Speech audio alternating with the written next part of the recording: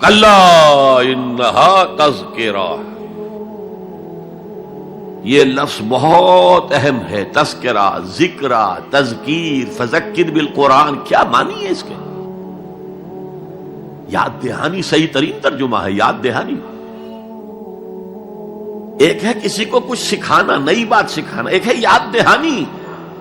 اسے ایک چیز معلوم تھی، کوئی بھول گیا، یاد کرانا. جیسے آپ کے کسی دوست نے آپ کو بہت قیمتی قلم دیا تھا، آپ نے اسے بہت سنبھال کر اپنے ٹرنک میں رکھ دیا. اب سال ہا سال ہو گئے، نہ دوست سے ملاقات، نہ وہ یاد. اچانک آپ نے کسی روز ٹرنک کھولا اور وہ قلم آ گیا، تو آپ کو دوست یاد آ جائے گا کہ نہیں؟ اسی لیے قرآن آفاق و انفس کے لیے آیات کہتا ہے. ہم اپنی آیات دکھائیں گے تمہیں، نشانی جس کو دیکھ کر تم ہمیں پہچانو گے. اور تذکرہ کا مطلب کیا ہے؟ پوٹینشلی ایمان ہر انسان کے دل میں موجود ہے.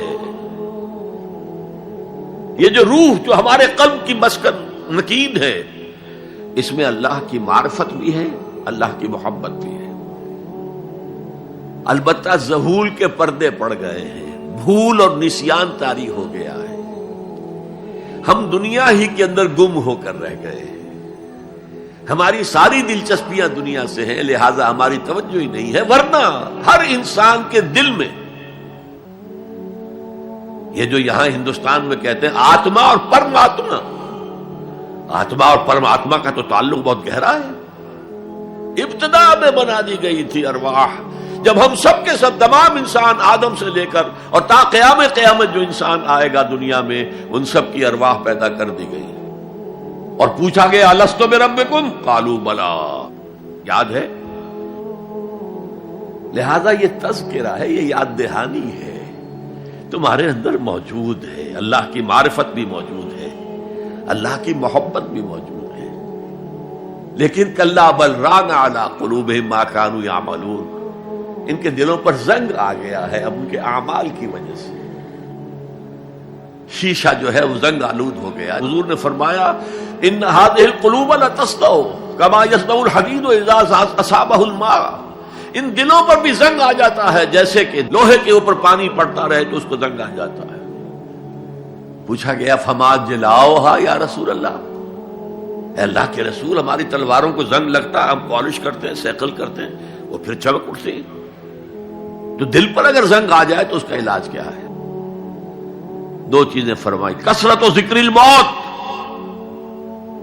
و تلاوت القرآن. دو کام کرو کثرت سے، موت کو یاد رکھو، یہاں رہنا نہیں ہے، جانا ہے. یہ ہمارا گھر نہیں ہے، یہ ہماری منزل نہیں ہے. ہمارا اصل گھر جو حضور نے فرمایا انما الدنیا خلقت لکم وانتم خلقتم للآخرہ، یہ دنیا تمہارے لیے بنائی گئی، تم آخرت کے لیے بنائے گئے ہو. اسی لیے حضور نے فرمایا کن فی الدنیا کانک غریب وعابر السبیل، دنیا میں ایسے رہو جیسے راہ چلتے مسافر ہو یا اجنبی ہو. اپنے بارے میں فرمایا مالی ولی دنیا، مجھے تمہاری دنیا سے کیا سروکار، انما مثلی کراکب استظل تحت شجرۃ ثم راح فترکها، میری مثال اس مسافر کی سی ہے جو ذرا سستانے کے لیے کسی درخت کے سائے میں بیٹھتا ہے تھوڑی دیر. وہ اس کا گھر تو نہیں ہے، اس کی منزل نہیں ہے، پھر وہ اس کو چھوڑتا ہے، اپنا راستہ لیتا ہے. یہ اگر ہمارا تصور قائم ہو جائے، کلا انہا تذکرہ.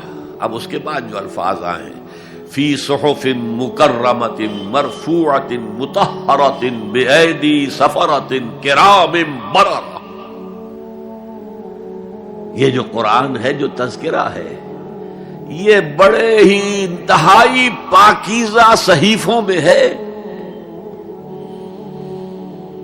فی صحف مکرمۃ، بڑے باعزت، مرفوعۃ مطہرۃ، مرفوع بلند اور انتہائی پاک. بے ایدی سفرۃ، یہ کن کے ہاتھوں میں ہے؟ لکھنے والے وہ فرشتے. بے ایدی سفرۃ کرام بررہ، جو نہایت باعزت ہے، بہت وفادار ہے اللہ کے. یعنی اصل قرآن کہاں ہے؟ لوح محفوظ میں ہے. اصل قرآن کہاں ہے؟ ابھی اگلی جو پڑھیں گے ہم، کتاب مکنون، چھپی ہوئی کتاب کے اندر ہے. اصل قرآن کہاں ہے؟